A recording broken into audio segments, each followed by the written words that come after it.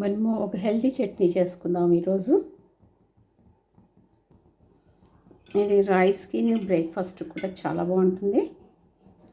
ఇది నేను అమ్మ దగ్గర నేర్చుకున్నాను. ఇప్పుడు ప్యాన్ వేడెక్కింది. దీంట్లోనూ ఒక 2 స్పూన్స్ వరకు ఆయిల్ వేసాను. ఈ ఆయిల్ వేడెక్కుతుంది. ఇప్పుడు ఇందులో మనము శనగపప్పు, అలాగేను మినప్పప్పు, ఈ రెండు వేసేసుకుందాము. ఇలా ఫ్రై చేద్దాము. ఇప్పుడు ఇందులో కొద్దిగా ఇంగు వేసేసుకుందాం.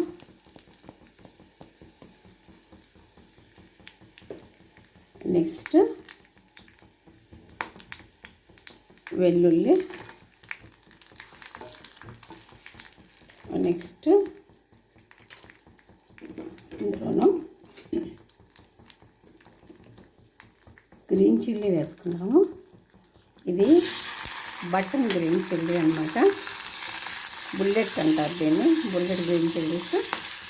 ఇది కారం చాలా తక్కువగా ఉంటాయి, కానీ కమ్మదనం ఎక్కువ ఉంటుందన్నమాట దీంట్లోనూ. ఇప్పుడు ఇందులోనూ దీనికి సరిపడా చింతపండు వేసేసుకుందాం. ఇప్పుడు ఇందులో మనము ఇలాగా గ్రేటెడ్ కోకోనట్ అన్నమాట, ఇది వేసేసుకుందాం.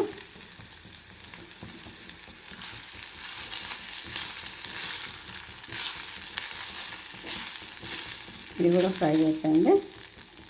ఇప్పుడు మనం ఇందులో ఇలా ముందుగానే కడిగి పెట్టుకుంటే కోరియాండర్ లీవ్స్, కొత్తిమీర వేసేసుకుందాం.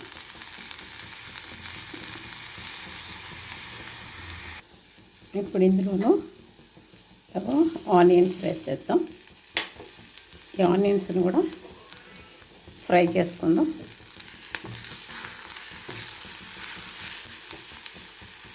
ఇప్పుడు ఇందులో కర్రీ లీవ్స్, కరివేపాకు వేసేసుకుందాం.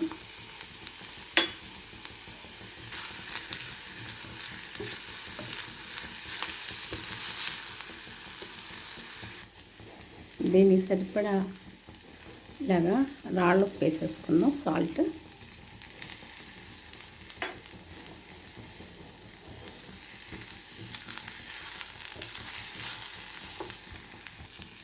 ఇది అన్నీ ఫ్రై అయిపోయినాయి. ఇప్పుడు ఇది చల్లగిన తర్వాత మనము రోట్లో కానీ మిక్సీలో వేసుకొని చట్నీ చేసుకుందాం. ఈ చట్నీ రెడీ అయిపోయింది. ఇది చాలా హెల్దీ చట్నీ.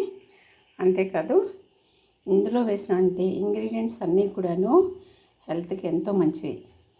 కోకోనట్ కానీ, గ్రేటెడ్ కోకోనట్, కొత్తిమీర, గ్రీన్ చిల్లీ, కర్రీ లీవ్స్, ఇవన్నీ కూడాను హెల్త్కి ఎంతో మంచిది. ఓకేనా? ఒకసారి ఇలా ట్రై చేయండి. ఈ చట్నీ నేను టేస్ట్ చేశాను, అన్నీ పర్ఫెక్ట్గా సరిపోయినాయి. ఏమీ ఎక్కువ తక్కువ అవ్వలేదు. చాలా మైల్డ్గా ఉందన్నమాట. కారం అనేది కూడాను ఎక్కువగా లేదు. చాలా బాగుంది. ఓకే, ఇలా ట్రై చేయండి మీరు కూడాను. మీకు ఎలా వచ్చిందో అంటే నాకు కామెంట్ బాక్స్లో చెప్తారు కదా. మీ అందరి ఆదరాభిమానాలకు మరొకసారి కృతజ్ఞతలు తెలియజేసుకుంటున్నాను. మరి యొక్క మంచి వీడియోతోటి మిమ్మల్ని అందరినీ కూడా కలుసుకుంటాను. Until then keep watching. Bye.